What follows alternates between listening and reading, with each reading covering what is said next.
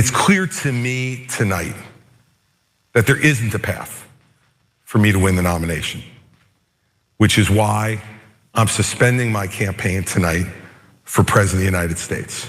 I am going to make sure that in no way do I enable Donald Trump to ever be President of the United States again. And that's more important than my own personal ambition. So that's it. Chris Christie is out. He didn't quite make it to the first actual nominating contest. And it's news anytime someone drops out of the campaign, particularly someone like Chris Christie, who is a national figure. He has run before. And in this race, he served the role of what most people are terming as the strongest critic of Donald Trump. I will say the only real critic of Donald Trump for the most part. And that is now gone. So I guess the mantle now falls to either Nikki Haley or Ron DeSantis to realize that they're trying to beat this guy and maybe they should do something.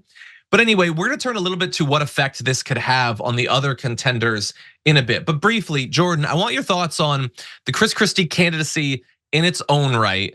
Did it accomplish anything? Will it be remembered? Where do you see Chris Christie going from here? So he set out to chart a different course from the rest of the field. He, from a very early point in the campaign, was critical of Trump, trying to distance himself and distinguish himself from Trump, knowing that if he was going to win, that would be the only way he could do it. He couldn't go and just try to be Trump light like DeSantis is doing. It wouldn't work for him, especially with his history and his comments in the past. So he wanted to appeal to what he thought were Republican voter sensibilities and maybe tap into a sentiment where people are uneasy about nominating Trump because of his legal challenges. And that didn't work. And he's tried repeatedly to run for president. And now I think he should reach a point of acceptance that he's just not going to be president. The Republican base doesn't like him enough. They will not vote for him. The party has changed dramatically from when he was governor. It's just over for him. Where he will go from here, he'll just go back to cable news. He's got revolving spots on various networks. He'll get paid comfortably just to go on, maybe be critical of Trump. Who knows what he'll do in terms of posturing, but he'll just be a TV guy, and I'm sure he'll get paid by some right-wing think tank or interest group to do lobbying or represent their views on TV. I think that's probably quite accurate. He could try Cameo, but George DeSantis is really, like he's just sopping up all the money over there. Look, I get him wanting to try to run, not because I think he thought that he could win. I think he understood as well as literally every other person in the country that that wasn't going to work, but that somebody had to take out Donald Trump.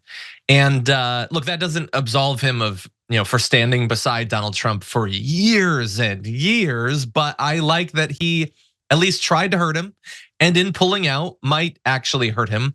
But yeah, it does seem just the idea that not even in this race, but even back in 2016, maybe in 2016, before the Trump thing, the idea that he would be the guy that the GOP would pick, like in a general election, I think that a lot of Republicans would vote for him. But the idea that they would choose him in a primary over other like more insane candidates who understand the voting base has been trained to prioritize conspiracy theories and absurd culture war topics. Like, and that was never what Chris Christie wanted to focus on.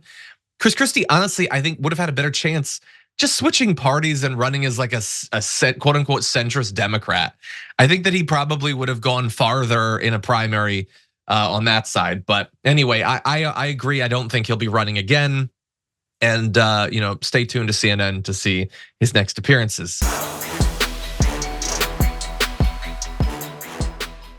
For more political news breakdowns, interviews, stories of activism, and me trying my hardest to care about the occasional big celebrity news story, subscribe to our YouTube channel at youtube.com/The Damage Report. And you can ring the bell wherever it is so you don't miss anything.